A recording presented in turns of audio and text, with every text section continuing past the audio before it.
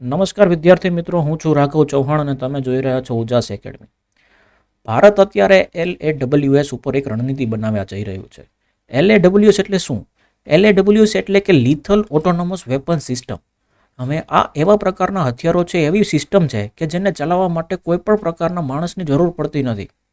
બરોબર છે. લિથલ એટલે ઘાતક, ઓટોનોમસ એટલે કે સ્વાયત્ત રીતે ચાલતા, અને વેપન એટલે હથિયારો. હવે ભારત અત્યારે શું કરી રહ્યું છે કે ટેકનોલોજીનો ઉપયોગ કરીને, એઆઈને ઇન્ટિગ્રેટ કરીને એવા હથિયારો બનાવવા માટે કામ કરી રહ્યું છે કે જેને ચલાવવા માટે આપણે મનુષ્યની જરૂર ન પડે.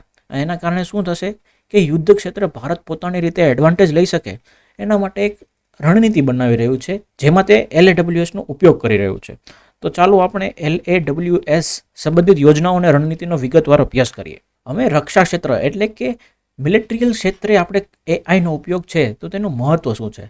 તો એઆઈનો આધુનિક સૈન્ય રણનીતિઓમાં એઆઈ એક મુખ્ય ઘટક બની ગયું છે.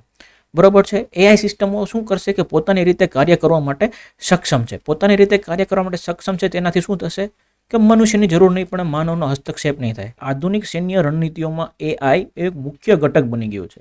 હમણાં જ આપણે જોયું કે ચાઇનાએ પોતાના 6th જનરેશન સ્ટીલ્થ એરક્રાફ્ટ બનાવ્યા છે. આ 6th જનરેશન સ્ટીલ્થ એરક્રાફ્ટ છે એ સંપૂર્ણપણે એઆઈ ઇન્ટિગ્રેટ હતા. બરોબર છે. તમે આપણો તે પહેલાંનો વિડીયો એક છે આપણે મૂકેલો છે કે ચાઇના પાસે 6th જનરેશન છે, આપણો પાસે છે કે નહીં, એવો એક વિડીયો આપણે બનાવીને મૂક્યો છે. આ જ ચેનલ ઉપર છે, તમે જઈને જોઈ શકો છો. બરાબર છે. તો કે આ એઆઈ સિસ્ટમ શું છે કે એમાં માણસની જરૂર નહીં પડે. બરાબર છે. એમાં આપણે પૂરેપૂરું સમજાવેલું છે, તમે એ વિડીયો જોઈ શકો છો. બરાબર. હવે એના ઉપરથી ભારતનો દ્રષ્ટિકોણ શું છે? ભારત આ બનાવી શું લેવા રહ્યું છે? તો એનો ભારત બનાવવાનું કારણ એ છે કે ભારતના સંરક્ષણ મંત્રાલયે એઆઈને રાષ્ટ્રીય સુરક્ષા માટે મહત્વપૂર્ણ માને છે અને તેનો ઉપયોગ કરીને ટેકનોલોજીકલ સુપેરિયરિટી મેળવવાનો પ્રયાસ કરી રહ્યું છે. રાષ્ટ્રીય સુરક્ષા એટલે કે એઆઈ ઇન્ટિગ્રેટેડ વસ્તુ હોય તો આપણી મિસાઇલ ડિફેન્સ સિસ્ટમ હોય તેની સાથે એઆઈ ઇન્ટિગ્રેટ કરીને આપણે કોઈ પણ પ્રકારના બાહ્ય હુમલાથી બચી શકીએ. એના સિવાય ટેકનોલોજીકલ સુપેરિયોરિટી મેળવવાનો પ્રયાસ કેમ કરી રહ્યું છે? કારણ કે ટેકનોલોજીકલ સુપેરિયોરિટી આપણને મળશે તો આપણે શું કરીશું કે આપણે બનાવેલા એઆઈ ઇન્ટિગ્રેટેડ જે વેપન્સ છે એને આપણે શું કરીશું? એક્સપોર્ટ. એનાથી આપણે શું થશે? ફોરેન એક્સચેન્જ આપણા દેશમાં આવશે. એના સિવાય ભારત ડિફેન્સ ક્ષેત્રે જેટલું સારું કામ કરશે એટલા આપણને બહારથી ઓર્ડર મળવાની શક્યતા વધારે છે. અત્યારે જ આપણે ફિલિપાઇન્સમાં આપણે એક્સપોર્ટ કરી રહ્યા છીએ આપણી મિસાઇલ્સ. પણ આ એઆઈ ઇન્ટિગ્રેશનમાં પડકારો પણ છે. તો આ પડકારો કયા કયા છે? કે ભારતનો સંરક્ષણ ઉદ્યોગ છે એ હજુ પણ એઆઈ અપનાવવાના પ્રારંભિક તબક્કામાં જ છે. જેમ કે આપણે પહેલાના વિડીયોમાં પણ વાત થઈ છે કે ચાઇનાએ 6th જનરેશન સ્ટીલ્થ એરક્રાફ્ટ બનાવી લીધું છે. બરોબર છે કે ચાઇનાએ 6th જનરેશન સ્ટીલ્થ એરક્રાફ્ટ બનાવ્યું છે, પણ ભારત પાસે અત્યારે કયું છે? લેટેસ્ટમાં લેટેસ્ટ 4.5 જનરેશન, અને એ પણ રફાઇલ, જે આપણે ફ્રાન્સથી મંગાવ્યું છે. તો કે આપણી પાસે હજી એવી કોઈ સ્વાયત્ત એવી કોઈ એઆઈ સિસ્ટમ છે નહીં કે જેનો ઉપયોગ આપણે અત્યારે કરી શકીએ. આ એઆઈ સિસ્ટમો જટિલ હોવાથી તેમનું ઇન્ટિગ્રેશન પણ બહુ મુશ્કેલ છે. બરોબર છે. એના સિવાય ઇન્ટરનેશનલ નિયમો અથવા તો નિયંત્રણો, એઆઈ ઘટકોના નિકાસ પર આંતરરાષ્ટ્રીય નિયંત્રણો ભારતની પ્રગતિમાં અવરોધ બની રહ્યા છે. કારણ કે એઆઈનો જે એક્સપોર્ટ છે એ બહુ લિમિટેડ છે. એના કારણે શું થાય છે કે ભારત નિકાસ કરી શકતું નથી. હવે આ એઆઈ સિસ્ટમોના વિકાસ માટે ભારતને શું કરવું પડશે? સ્વતંત્ર રીતે એઆઈ ક્ષમતાઓ વિકસાવવી પડશે. બરાબર છે. ભારતે એની એઆઈ કેપેબિલિટી વધારવી પડશે. એના સિવાય વૈશ્વિક સંદર્ભમાં અને સ્પર્ધાત્મક પરિદ્રશ્ય, 50થી વધુ રાષ્ટ્રો છે એ એઆઈ સંચાલિત સંરક્ષણ રણનીતિઓ પર કામ કરી રહ્યા છે, જેમાં આગળ પડતા છે જર્મની, જાપાન અને સાઉથ કોરિયા જેવા દેશો એઆઈ ટેકનોલોજીમાં મોખરે છે. અને એના સિવાય જે આપણે વાત કરીએ તો ચીન છે, તેના બાદ આપણે અમેરિકા છે, એ બધા પણ આપણી કરતાં એઆઈમાં ઘણા આગળ છે. હવે એઆઈ આધારિત સૈન્ય ટેકનોલોજીમાં વૈશ્વિક સ્તરે સ્પર્ધા વધી રહી છે. ભૌગોલિક રાજકીય પરિવર્તન અને સંસાધન મર્યાદાઓ એઆઈ વિકાસને પણ પ્રભાવિત કરે છે. તો ભારતનો આમાં વ્યૂ શું છે? ભારત આમાં કઈ રીતે વ્યૂહાત્મક રીતે રમી રહ્યું છે એના વિશે આપણે જોઈએ. તો ભારતે 2018માં એક એઆઈ ટાસ્ક ફોર્સની સ્થાપના કરી હતી, જે 2024માં સંરક્ષણ માટે એઆઈ કાઉન્સિલ અને એઆઈ પ્રોજેક્ટ માટેની એજન્સીની પણ સ્થાપના કરી છે આપણે 2024માં. બરોબર છે.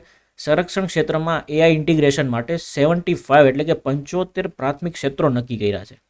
એના સિવાય આઈડેક્સ એટલે કે ઇનોવેશન ફોર ડિફેન્સ એક્સિલન્સ, બરોબર, તેની પહેલ સાથે આપણે એઆઈનો ઉપયોગને વધારવા માટે પણ આપણે સહયોગ કરીએ છીએ. તેના સિવાય સૈન્યમાં એઆઈનો જવાબદાર ઉપયોગ. હવે એઆઈ છે એ સંપૂર્ણપણે ઇમોશનલેસ છે. ઇમોશનલેસ એટલે કે તેને કોઈ પણ પ્રકારનો અનુભવ નથી, અથવા તો તેનામાં કોઈ પણ પ્રકારના ઇમોશન્સ નથી.